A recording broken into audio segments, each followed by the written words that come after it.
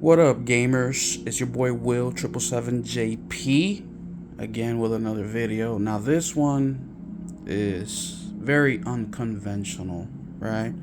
I am holding up my my cell phone, and I am recording this video to show you guys my little comparison.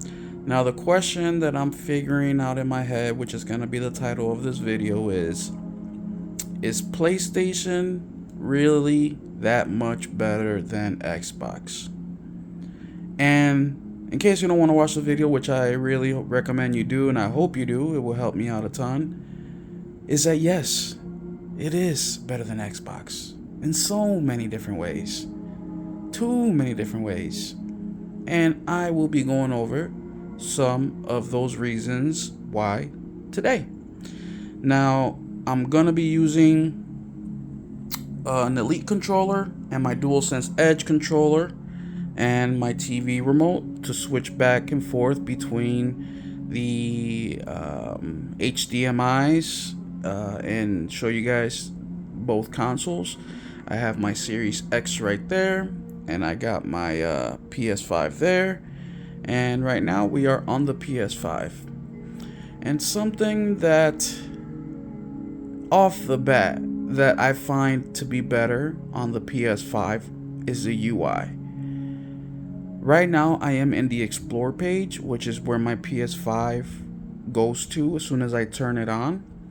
And it has become daily routine for me to turn the PS5 on, sit down, and go through the Explore page. The Explore page will show a lot of different things. It will show mainly information of the games you currently own and games you are following, which you have the option to do and undo if you don't care.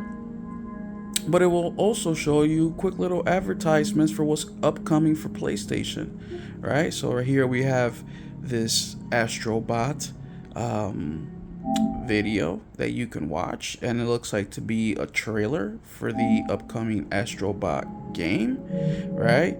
Down here is the news. Now this is where you're gonna see some of those games that you own and that you are following, and it just gives you the time and date of when it was posted. And it says for example, new DLC supported upgrade for Deep Rock Galactic updated today at 9:22 a.m. And also you can just go more news and just kind of scroll through what's been posted over the last week and a half or so. Underneath that is what's from PlayStation. So the things that they are kind of marketing, things that are coming to the platform, so you can kind of check it out and see what's happening. And underneath that, it will give you videos. A lot of them connected to YouTube, actually all of them connected to YouTube, with gameplay from games that you've been playing, which is very, very cool, right? Excuse me. So that's what you see right away when you hop in. Now, if you go over, for example, the next game, which I downloaded Forager before I started this video, because I want to make a quick comparison. And Forager is a game that's available on the PS5 and on the PS Plus subscription service, and it's also available on Game Pass. So I downloaded before I started the video to make that quick comparison, which we'll get into in a little bit. But then if you keep scrolling, it'll just have the games and the apps that you've been using in order. So last night I played Little Nightmares. I played The Witcher, which I do have a stream on YouTube, which is about an hour 45 minutes long, which I highly recommend you go check out. In specific, go listen to the last 10 minutes of the live stream. I go into a little rant there, but it just shows you. Another thing that I love about this is right now we're at The Witcher, and the whole screen now is covered by the backdrop of The Witcher. It shows where you're at on the left hand side there, new activity available, next activity Act 1, Velen, hunting a witch, and then you can see hints, you can carry on with the activity, or just hit play game to start from the beginning, your trophies, your friends that play, any game help, game help is PlayStation has that for certain games where for some of the missions in the game, sometimes all missions in the game will give you hints on how to succeed, and then activities are just a different quests that are broken down, right? And then any official news in regards to the game, the most recent thing was patch 4.03 back in May 11, 2023. And you can kind of, scroll through that through its history. And then at the very bottom, once again, is videos linked to YouTube in regards to the game itself. Now, because I have the complete edition for The Witcher, another thing that pops up, which is not popping up here, is the any additional DLCs that you can purchase with the game, which I'll scroll to a different game and maybe they'll pop up. But another big thing that I really like is right down there. It shows my percentage and also how many hours I've played this game. So far I got 2 hours, which it's, I don't want to say it's 100% accurate, but it's a little accurate, more than not, I would say. And it's just something I like to keep track of my times. I beat a lot of games every month, and it's nice to just take a quick peek and see where I'm at for the hours on this game, because I keep track of everything. I write down when I beat a game, the date, how long it took me to beat it. So it's just real nice to kind of see that real quick. Let's see if we can find a game that has additional, actually, Little Nightmares 2 should have some DLCs that I haven't purchased yet. So if you keep scrolling down, right here will show you the DLCs that are available for the game. Right, so you move on over to the game, you can scroll down to all the way to the very bottom, and it will show you additional DLCs that are available, and you can buy them from here. Bam, bam, download, you're good to go. All right. Now, the reason I'm taking a moment to show you the UI is to show you the difference between this and Xbox, right? And the last thing I want to show you in this UI before we switch over to the Xbox is game library. All the way to the right, and now you can go through your game library, and it's broken up in different sections. So at the very top, it says installed your collection and PlayStation Plus. So the very first group of games are games that you have already installed in your console. If you hit R1, you swap over to your collection. That's absolutely everything you own, whether you have it installed or not. And then on the right is all the games that are part of PS Plus that you've claimed or you've downloaded, you've played, are gonna be all right there. So that is the first part that I want to show you, basically the UI. And so far with the UI, we've shown how clean it is, how the art style of the game covers the background. Some games have its own music, like Wukong right here. Not only does the background come on, but it also plays the music from the game.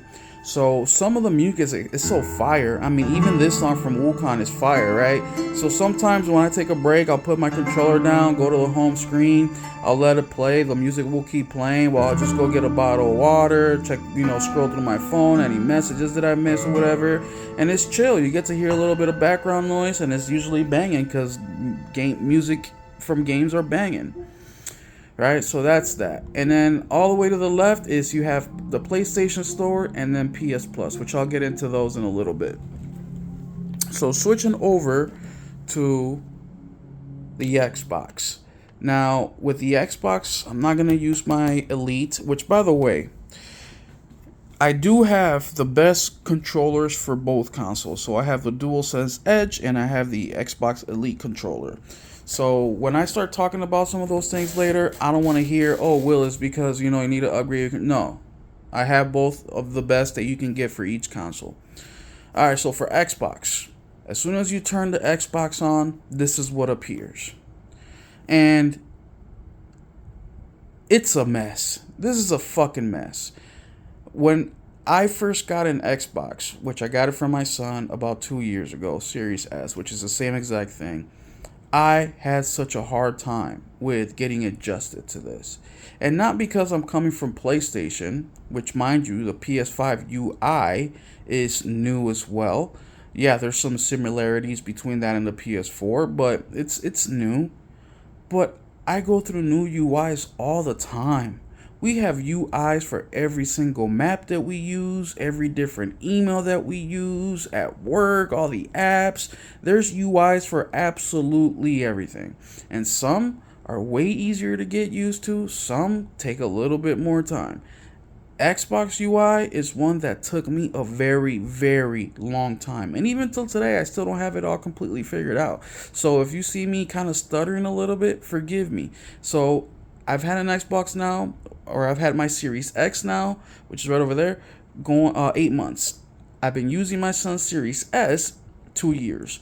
I've had the PS5 for going on 4 years. So only a year longer on the PS5. But anyways, very top row on the Xbox Series X, Series S is the games that you've been playing. Now, I've been playing Grounded with my son because Xbox or Game Pass expires in 4 days. As you can tell, it says it up there. It expires 4 days, so we're kind of taking advantage of it a little bit. And here, I also downloaded Forager because it's on Game Pass and PS Plus subscription, right? But and then I also downloaded Robinhood, which I'm not going to play. I just downloaded to check it out. Power Wash Simulator is another one that I downloaded to check out. This one my son downloaded. And I was planning on playing a little bit of MLB The Show all before my Game Pass subscription ended. But obviously I'm not going to get to it. And then Cult of the Lamb, I own that game. I love that game. I bought it on PlayStation. I bought it on Xbox. Going down, this kind of shows you promotions that are going on in the Microsoft or the Xbox store, right? Some of the games are highlighting. They really highlight a lot of Game Pass on here. Going down, it shows you the recently added games on Game Pass, and then the suggested apps, friend community. I mean, so there is no rhyme or reason for any of this stuff here. They try to just stick so much crap in here. Most played games leaving soon. EA game trials, outstanding audio design game. Like, it's just so convoluted. There's shit everywhere.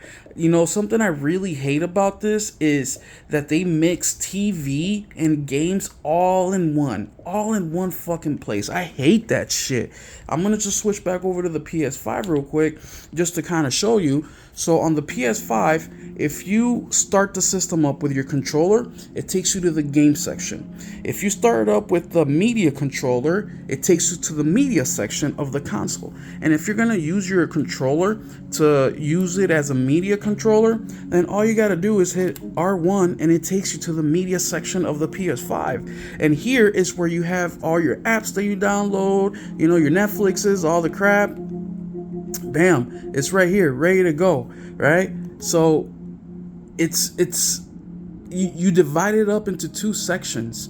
You either go to your media section or you go to your game section. Easy breezy. With Xbox, they just it's a fuck you pie. It's a convoluted fucking piece of shit. If my mom was here, she would have been like, you need to clean this fucking UI up.